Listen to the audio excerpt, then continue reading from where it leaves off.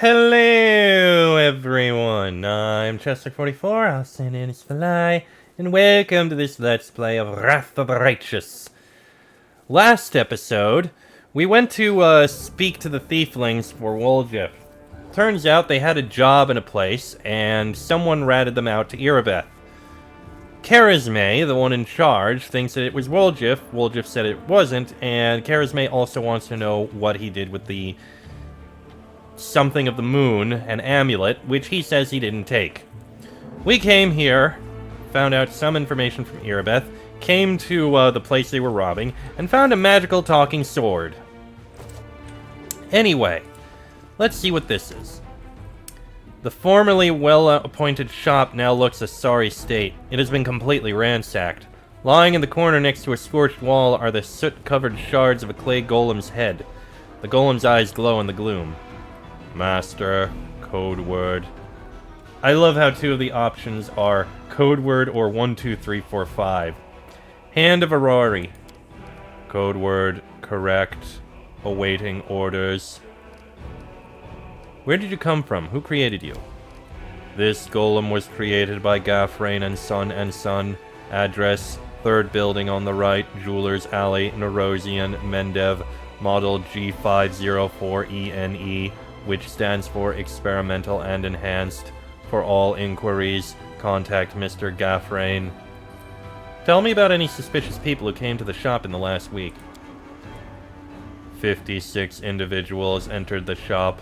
Human female, old, no male, old, human female.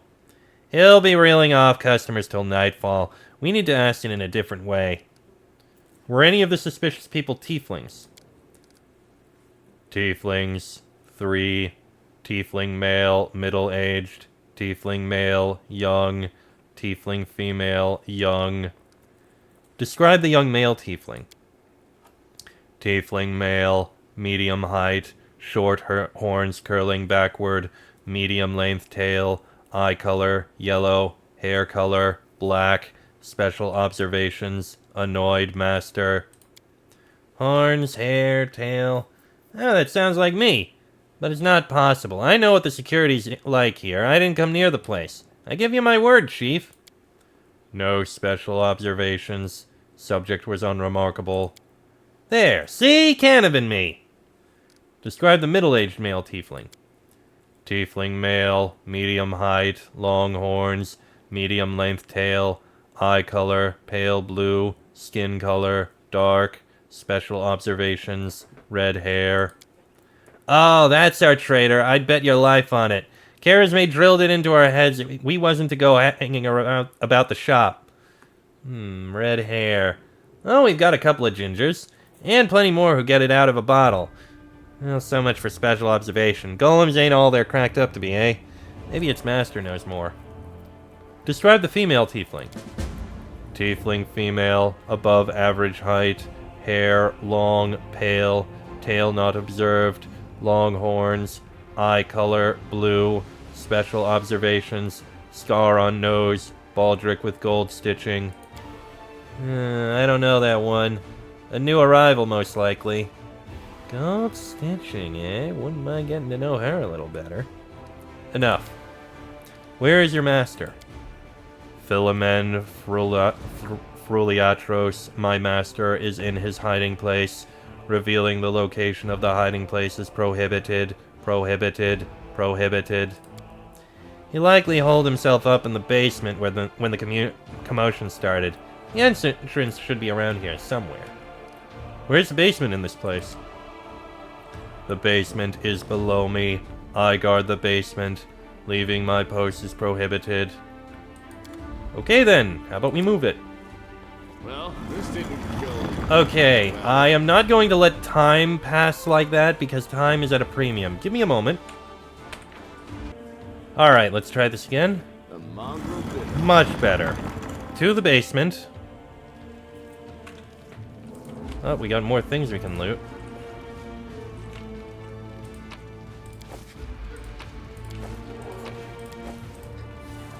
Go ahead, pick the lock. This is my kind of work. And we found Philomen. The elderly gnome, so portly as to be nearly spherical, is curled up in the corner of the basement, shaking. Marauders! Bandits! Scavengers! Yeah, makes sense. We're all of those things and much, much more. Before you report us to the authorities, mind if we have a chat? Please calm down. No one's going to rob you. The gnome peers at you. You do look better dressed than the local thieves and ragamuffins. You came here to tell me that the nightmare is over? No, it's not. You're here to steal my riches. Get back! The gnome notices Woljif and his rounded face turns scarlet. You! Woljif, the dirty little sneak thief. You've been sniffing around my shop for years. Finally worked up the courage to rob me, did you? Get out of here. You and your pals have taken everything already, I'm sure. The gnome seems to settle slightly. My name's Philemon Froliatros. I was the owner of this shop, but I'm not sure I can claim to be the owner of anything now. I hope there's at least something left of it. Oh, come off it. Your shop's fine. It's a bit ransacked, maybe, but nothing a bit of spit and polish can't fix. Where were you the night of the robbery? Do you think I robbed my own shop? I was here in the basement.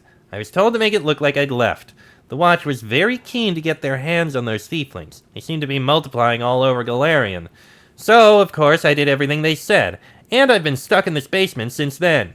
The golem wouldn't move away from the door no matter how much I yelled at it. But then I thought that it was all to the good. Somebody came by after the guards and caused a ruckus upstairs, bellowing like mad, taking advantage of my absence. Tell me about the tieflings that have visited ancient trees and wonders recently. Why would I tell you anything about my customers? You're not from the City Guard or the Eagle Watch. Chief, if he keeps digging his heels in, just say the word. I know how to loosen his tongue. I'm helping the Eagle Watch to catch the culprits, and it's in your interest to tell me everything. So they haven't got the thieflings. I thought the city's finest were on the job, and they'd... you can't rely on anyone. Ask your questions, then, if it's so important. Tell me about Woljif. Philemon's face wrinkles in distaste. Woljif Jefto, right? Yes, I've known him a long time, though I'd rather not know him at all. He's been skulking around my shop for the years, treating the place like a free museum. He always wanted to look at the moon of the abyss. I'd chase him out, but he'd just slink back in again. If he was with the gang that robbed my shop, I'll bet anything he swiped the moon. How come I'm the prime suspect? Whoever betrayed us all, that's the one who's got the moon. I want to see it return too, you get me? I don't like the idea of other people's grubby mitts on it. Tell me about the tiefling woman. Tiefling woman. Ah, yes, I remember now. A noble lady, unlike the tiefling ruffians we have around here. She purchased magical equipment for the crusade, and she promised to come again. Oh, if only all tieflings were like that, I'd be laughing all the way to the bank. Tell me about the red-haired tiefling. A red-haired tiefling? I suppose, yes, there was one who came in, spent a long time looking around. He was a person of modest means, I could tell by his clothes, but he asked me to show him an Aasimar-made chainmail. He certainly couldn't afford it. That's when I suspected that something was off.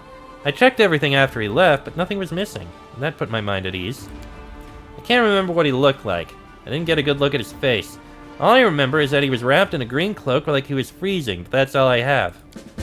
That's it! With that description, we'll surely sniff him out. Come on, Chief, back to Sister Kara's may we go to have a good long shifty at all my brothers and put all these clues together. Something tells me our traitor isn't going to wriggle out of this one. If that isn't enough to help you catch thieves, then I don't know what else to tell you. Now be on your way and leave me in peace with my wreck of a shop. Long horns, red hair, and green cloak. That should hopefully be enough.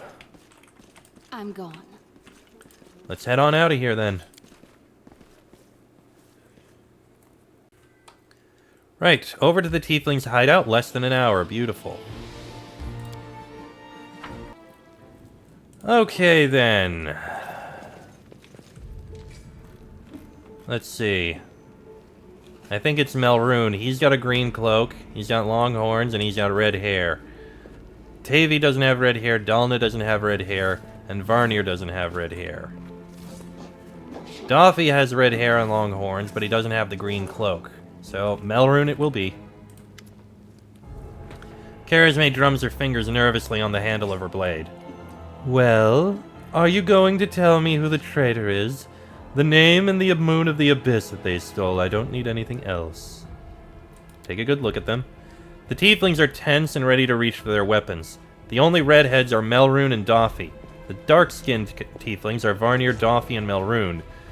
Doffy, Melrune, and Tavi have straight horns, but Tavi is female. Only Varnir and Melrune have green cloaks. I'm ready to give a name. Well, go on, tell her. The traitor is Melrune.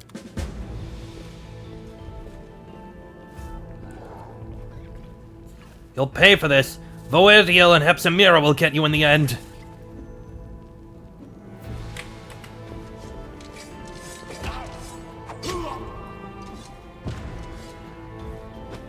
Well then, grab him. Take him away for questioning. Charisme looks weary, but her earlier tension is clearly lifted.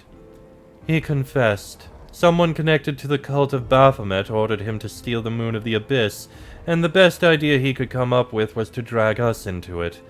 He got the scroll to take out the golem. He betrayed us to Irbeth so that he could swipe the amulet in the chaos. He thought we'd get nicked and he'd slink off to meet up with his customer. You've got the Moon of the Abyss? Oh, let me look at it one more time. My whole life I've dreamt of holding it in my hands, if only for a second. He said when he got to the window display, the moon was gone. He's lying, of course. He had time to hand the moon off to the person who ordered it. Bloody cultists. I don't really give a toss. I'm just glad we got to the bottom of this. What are you going to do now? Clear out of this place. The sooner, the better. This city's dying. I don't want to die with it. This city would have already died if not for the people who stood up to defend it with weapons in their hands. So defend it. I'm not stopping you. It's your city. But we've always been outsiders here. Why would we fight for you now? What are you going to do to the traitor? Charisme nonchalantly picks at her nails with her knife tip. He'll be sent to visit his distant relatives on their farm, to think about what he did. Any more questions? Can I join the family? That's all you want? You can have your pick of the non-tiefling gangs. You've no need to tread on our territory. The family is for tieflings only, no exceptions. I have to go. Good decision. I don't plan to hang around long either. Charisme turns to leave. Sister! Woljif nervously bites his lip. His cheeks are flushed and his tail is swishing through the air. You forgot something. What now? You should be happy to be alive. An apology. You promised to apologize to me, loudly, in front of everyone. We're alone now, but I still want to hear it. Well? Ah, that. So, sorry, I suppose, for being wrong about you, this time. Don't think that just because you didn't act like a jerk this one time that it cancels out the rest of your record. I know all about you. Till next time, Woljif. That was the most pathetic apology I've ever heard. Charisme's eyes harden, but then she sighs. All right, fine. I'm sorry, Woljif. Let's part on good terms. But now apologize to me as well. When you falsely accuse my ally, you accuse me too. A flurry of emotions pass across Charisme's face. When she finally opens her mouth, her words trickle out slowly, like each one is a struggle. And I'm sorry to you too. And to make it up to you, here. She pulls a key from her pocket and tosses it to you. And now I'm leaving.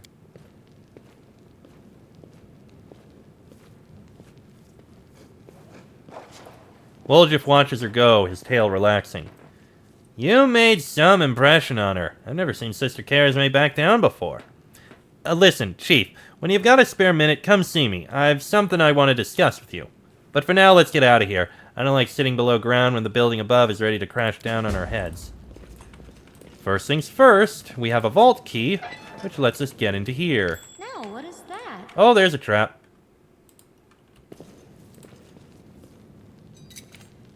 Pretty good, aren't I? Can't hide from Ooh, me. and another secret here. Let's see. Some things there. A few things here, including a unique ring. Can't identify it. It will be soon. A couple random items. 1,500 gold. And what is this? Thiefling's account book. Balance, 2,500 gold. Doffy, alchemical tools and reagents, 185. Dalna, violin, antique, needs appraisal, 10 gold taken out. Woljif, magic scrolls, 420 gold. Tavi, working the square, 15 gold. Note, I bet the swindler got 5 times the amount and pocketed the difference. I need to get that rogue a good scare next time. Charisme, 80 gold taken out. Informers, contacts, other expenses. Doffy, working the market, 25 gold. Melrunes, 70 gold taken out for tool replacement. Tavi, spices, 370 gold. Krima, magic rings, 250 gold. Gort, handbound books, 180 gold. Appraiser, the violin is worth 5 gold. Note, do not send Dalna on a gold job by yourself. Charisme, 400 gold taken out. Informers, contacts, other expenses. Charisme, 1,000 gold taken out. Informers, contacts, other expenses. Balance, 2,390 gold. Here, the handwriting changes drastically. The letters are now small, scrawly, and hectic. Balance, 2,390 gold, but there's only 1,500 in the chest. Some shithead got their hands on my treasury. I bet my horns is Woljif, that rotten mug. Next time I see that bloody swine, he's going to the farm. I see. Alright, well, we got all that loot. And Woljif wants to talk to us, so let's go ahead and do just that. We do it my way. Back to the Defender's Heart, I think we need to go. And down this way. Some more enemies. Should be easy to kill. Yet another obstacle. And they're right behind us. Alright, kill them. Wide open. That was nice. And they're all dead. Not too bad. There's our regular daggers. I don't care about those. And that'll do. Did that say Masterwork Composite Longbow? Yeah, we'll take that. You can't use that. You can learn that, though. You can't use it. You can. You've got a regular short bow. I've got a composite longbow. You can take this composite longbow. There we go. That works. Okay. And now that they're dead, let's continue on. Sure, we got a little wounded, but we're fine. Right, back into the Defender's Heart. Okay, so, Woljif, you wanted to speak. Psst, look, Chief, I got something to show you. Ta-da! A real beaut, isn't it? Woljif comes closer and looks around quickly to make sure no one is eavesdropping. He makes a subtle gesture, and an amulet on a chain appears in his hand. A silver amulet in the shape of a waning moon with a dark crystal in the middle. The moon of the abyss. So you did betray the Tieflings. That cuts me deep, Chief. You and I saw who the traitor was. It's just that when we robbed the shop, I went in first and took what I wanted. Nothing wrong with that. Although, of course, I did think about hiding the moon and just taking myself off somewhere warm when all this blows over. But only because I want to see the world. Is it a crime to want to travel? Huh? Is that what counts for treachery these days? Did you really have the amulet this whole time? Since that night, Chief, Melround didn't even set eyes on it. While he was dealing with the golem, I sneaked past them, and that was that. You've been searched by the guards. How'd you manage to hide the amulet? Thieves have their ways. Prison pocket. Gotcha. I think I'll be fine not touching that amulet. You can keep it. Remind me, why is this item so important? Do you really not remember it? Oh, I thought you would appreciate it. It's from the old man Fileman, the owner of the Ancient Trees and Wonders shop. It's the pride of his collection. The Moon of the Abyss, an amulet with a rare crystal crafted by an unknown maker. When I think of how much this thing is worth, it makes my head spin. Why didn't you give the amulet to Charisme right away? What? So she would slay me right away, you mean? You saw how antsy she was over Canabras and all this. So I did it. I took the Moon of the Abyss. But I didn't go to Erebeth, and Big Sister wouldn't hear my explanations. She doesn't have the time. I even thought I'd hide the moon somewhere, and then when all the noise had died down, I'd go get it and make a run for it. I'm sick of the thieflings, and they never appreciated me anyway. So why'd you steal the Moon of the Abyss? You wouldn't have been able to sell an item so rare anyway. Why, she asks. It's expensive, pretty. And you know, it's my amulet, actually. Not meaning I stole it, but I mean, this is my inheritance. My grandma and I were poor. All we had was a jewelry box with the moon in it. She used to store it under the floor in the basement, and she'd take it out sometimes just to look at it. She was always nicer when she had a few drinks in her, so I could ask her things then. One time I asked where she got it from, and she said it was from a demon. You know, the demon who was my grandfather. He said the moon was to be passed down. My mom was good for nothing and nobody, so that's why Grandma decided to keep the amulet for me. She used to say it would be mine when I grew up. But she couldn't wait until I grew up. She squandered my inheritance when she became a drunk. Took it to Fileman's shop and pawned it. He gave her some coppers for it, and she didn't even haggle. Just grabbed them and ran back to the tavern before last orders. Oof. I've been going to Fileman's to look at the moon ever since I was a kid. He chased me away, but I just kept going back, so eventually he gave up. He didn't skimp on security. The place was like a fortress, so he wasn't worried about a street rat like me pinching anything. Even when I got more skilled, I couldn't get any closer to it. One day, I had no one to go with. Another day, there were only oafs who'd never stolen anything more than a church donation box. But when Charisme had planned everything out, I realized I had a chance to get the moon and move away from here. Maybe to Garand. I hear it's warmer there. I've stayed with the family for too long.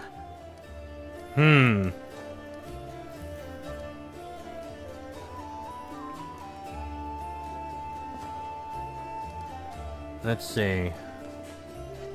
You deceived the people who considered you a friend. That's not the way you treat your friends. Family, friends. You know, some people don't believe in gods, so gods don't exist for them. And I don't believe in family. All that heartwarming talk about sticking together. Ugh. People like to say those things, but when push comes to shove, Sister Charisme used to say that us tieflings were one family, and you see how that turned out. And did you hear that excuse for an apology? I did the right thing, and I was right to want to run when I just planned on stealing the Moon of the Abyss. Everything turned out as it should. Whatever you think, I owe you. I'm not just a thief, I have my own business selling things. Thanks to you, I'm still in the family, and we have the black market sewn up in this city. It's a good way to sell valuables. So, if you need anything, a scroll or something, just say the word. I have a little portal to our people in Nerosian. You put a note there, and you get what you need.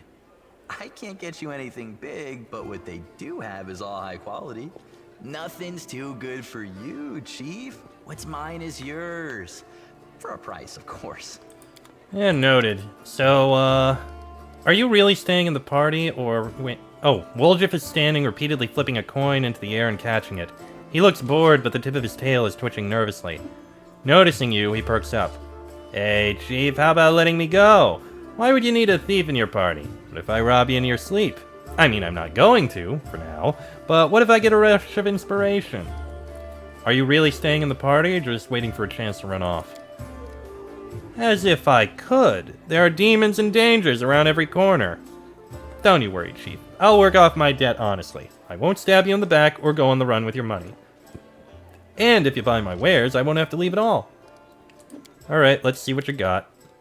First off, sell that. Sell that, that. That is an ingredient. I can sell the liquor. I don't think that's important. Sell that, keep that. Sell that, and this is Ring of Sharp Strike. Whenever the wearer of this ring hits an enemy with a ranged attack, that enemy suffers a -1 penalty on attack rolls for 1 round. Well, I know who I'm gonna give that to.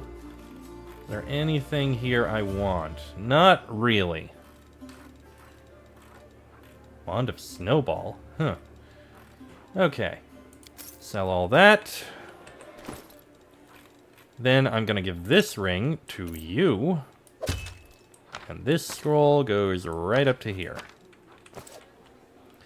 Alright, there's one more thing I want to do here. Just one. Helor. Do you know anything about a Pathfinder named Finian Dismar? Let me think. Dismar. I've definitely heard the name before. Of course you have! I'm a Pathfinder too.